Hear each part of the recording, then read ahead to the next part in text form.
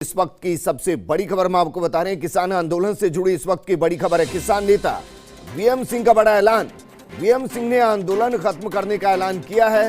राष्ट्रीय किसान मजदूर संघ ने आंदोलन खत्म किया है। वीएम सिंह का राकेश टिकैत पर भी बड़ा आरोप। राकेश टिकैत ने रची थी हिंसा की साजिश। राकेश टिकैत ने दूसरे रूट पर जाने का दबाव भी डाला था। किसानों को उकसाने वालों पर कार्रवाई होनी चाहिए, आंदोलन सही दिशा में लेकर जाए। हम अपना आंदोलन यहीं पर खत्म करते हैं। वहीं भारतीय किसान यूनियन यानी कि भानु भी आंदोलन से अलग हो गए हैं। भानु प्रताप सिंह ने भी अलग होने का ऐलान किया है। इस दौरान वीएम सिंह ने क्या कुछ कहा, यह हम आपको सुना रहे हैं, जरा सुनिए। जो रिपीट हुआ है, उन लोगों के साथ आज हम बैठ के आगे आंदोलन नहीं चला सकते जिनकी दिशा अलग हो, जिनकी दिशा अपनी हो, मुद्दों के साथ ना हो। मुझे बता देना, राकेश टिकैत 5-6 मीटिंगों में गए, उन्होंने उत्तर प्रदेश के गन्ना किसानों की बात एक बार भी उठाई?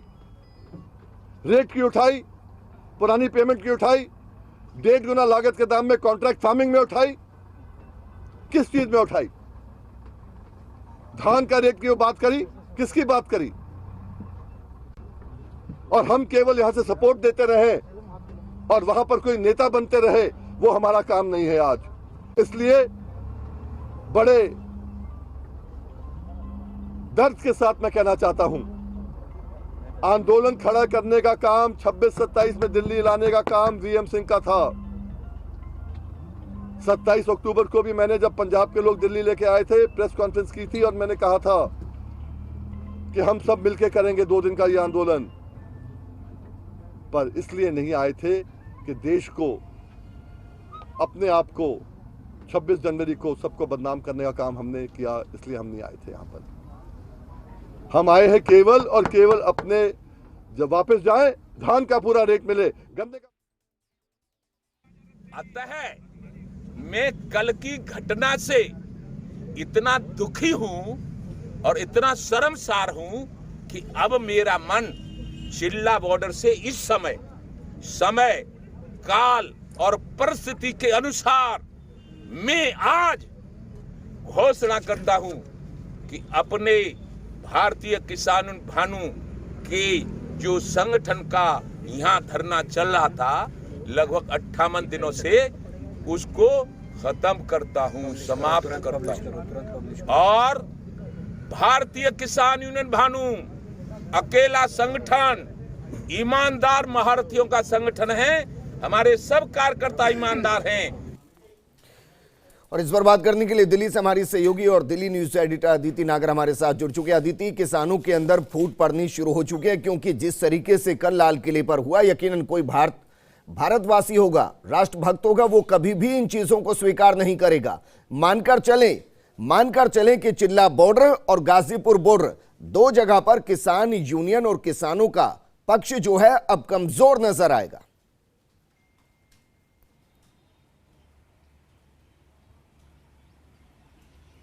कल के इस पूरे एपिसोड के बाद आपको, पहले तो देखिए, मैं विजेंद्र आपको बता दूं कि कल हम सुबह जब गाजीपुर बॉर्डर पहुंचे थे जी, तो सब कुछ ठीक था। और गाजीपुर बॉर्डर से लेकर हम सीमापुरी इलाके से लेकर वापस गाजीपुर बॉर्डर, यानी कि करीबन 44 किलोमीटर का वो पूरा इलाका था जहां पर शांति से प्रोटेस्ट हुआ। और जिन लोगों ने आज विड्रॉ किया, उन लोगों के जो संगठन के जो लोग थे जो इसमें शामिल हुए या जो किसान उनके साथ जुड़े हुए थे, वो सारे लोग थे, उसमें महिलाएं भी शामिल थी और वो सभी लोग शांति के साथ प्रोटेस्ट निकाल रहे थे। फिर हमने इसकी दूसरी तस्वीर देखी जब हम आईटीओ पहुंचे या हम और दूसरे इलाकों में पहुंचे जहां हम तमाम अलग, जहां पर प्रोटेस्ट और जहां पर इन तमाम तरीके की चीजें हो रही थी, वहां पहुंचे। यानी कि देखिए, परसों रात को ही फूट हो गई थी। इनफैक्ट जब अमित शाह ने किसान नेताओं को बुलाया था, उस दिन सबसे पहले फूट हुई थी और ये कहा था कि कोई जो गृह मंत्री अमित शाह से मुलाकात करने नहीं जाएगा। उसके बाद आपसी बातचीत हुई थी। ये बात मैं बता रही हूँ कि चिंगारी वहां लगी थी और इस कदर निकल कर आई कि कल जब जिस तरीके से वीएम सिंह ने, जो किसान मजदूर संघ है, और जो भानु, जिन्होंने अपने आप को दुखी होकर इस प्रोटेस्ट से अलग किया, और कल जब हमने राकेश टिकैत से बात की थी तो उन्होंने कहा कि हम तो जितने भी ट्रैफिक है उसको खाली कराने की कोशिश कर रहे हैं, और उन्होंने जिस तरीके से अपनी आंखें चुराई थी, कहीं ना कहीं तब भी समझ में आ गया था। देखिए, साफ बात यह है कि जिस डायरेक्शन में जा रहे थे और जिस तरीके से पुलिस के साथ बातचीत करके संधि में आए थे, आधे लोगों में फाड़ हो गया। जो पहला जब्ता था, जिनको कहा गया कि जो राकेश टिकैत पे जो आरोप लगे हैं गंभीर, जिन पे एफआईआर भी हो गई, उन्होंने ये कहा कि हम तो लाल किले या हम रिंग रोड पर जाएंगे, तमाम चीजें होंगी। लेकिन बिल्कुल अदिति, ये तमाम चीजें फर्स्ट इंडिया ने दिखाई है और ये भी बताया कि किस तरीके से टिकैत ने पहले बयान दिया जिसमें कहा कि लाठी डंडा लेकर चलना, दूसरा झंडा लेकर चलना। योगेंद्र यादव का बयान दिखाया जिसमें कहा कि बैरिकेड तोड़ देना, कोई दिक्कत नहीं। हालांकि उसके बाद दोनों ने अपनी सफाई दी है। लेकिन मेरा सवाल यह है कि वीएम सिंह का इस आंदोलन से हटना, भानु प्रताप का इस आंदोलन से हटना, आप किस तरीके से देखते हैं? मानकर चले कि गाजीपुर बॉर्डर अब खुल जाएगा, चिल्ला बॉर्डर अब खुल जाएगा, या कोई और उस मोर्चे पर आएगा?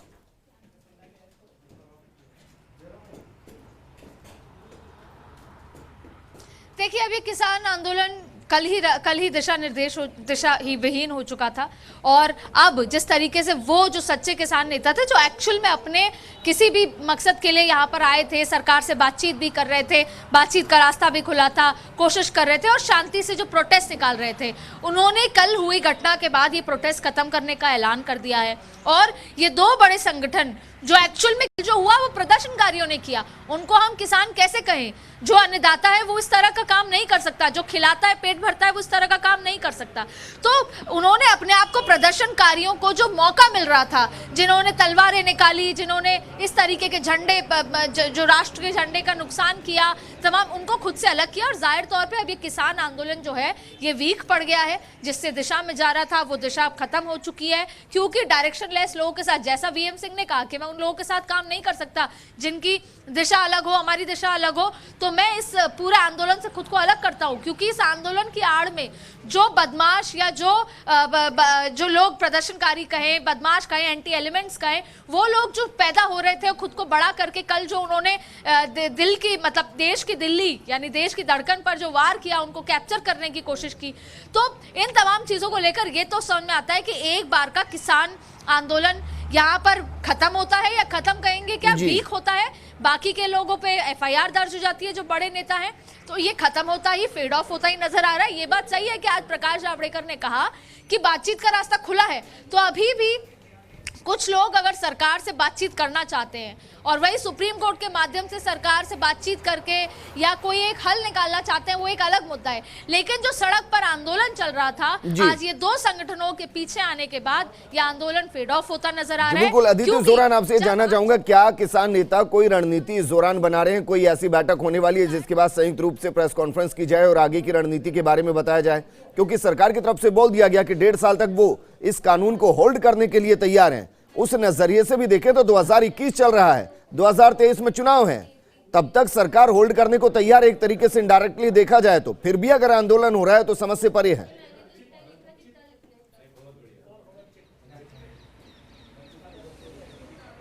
देखिए, सारी फसाद की जड़ है अविश्वास किसानों का सरकार पे। मैं उन किसानों की बात कर रही हूँ जो एक्चुअल में किसान हैं, जो अपने मसले को लेकर आए थे, किसानों का सरकार पे, और सरकार ने कल किसानों पर विश्वास दिखाया तो इस तरह की चीज हो गई। तो बेसिकली मुद्दा यही है कि हो सकता है कि एक बड़ी प्रेस वार्ता हो, दो बड़े संगठनों ने अपने आप को पीछे कर लिया, जिनके दम पर ये 60 दिन से भी ज्यादा का, ये 60 दिन का, लगभग 2 महीने का ये आंदोलन चला। ऐसे में ये हो सकता है कि अब किसी न किसी माध्यम से सरकार से बातचीत का रास्ता खुला हो। और देखिए, बात मुद्दा यही था, 1.5 साल बाद क्या कुछ बदलेगा, क्या कुछ ये एमएसपी पर को जो कानूनी जामा पहनाना चाहते थे, और यहाँ तक कि ये भी क्या हो सकता है, क्या ये सही था विजेंद्र कि अगर केंद्र सरकार जो ये कृषि कानूनों को, देखिए मुद्दा है केवल पंजाब, हरियाणा और राजस्थान के भी केवल 2 जिलों का, जी बिल्कुल, श्री गंगानगर और हनुमानगढ़। शुक्रिया अदिति हमारे साथ जुड़ने के लिए और महत्वपूर्ण जानकारी देने के लिए। किसान आंदोलन के लिए वह यकीनन एक बड़ा झटका, क्योंकि 2 बड़े संगठन उनसे अलग हो गए हैं। लेकिन बात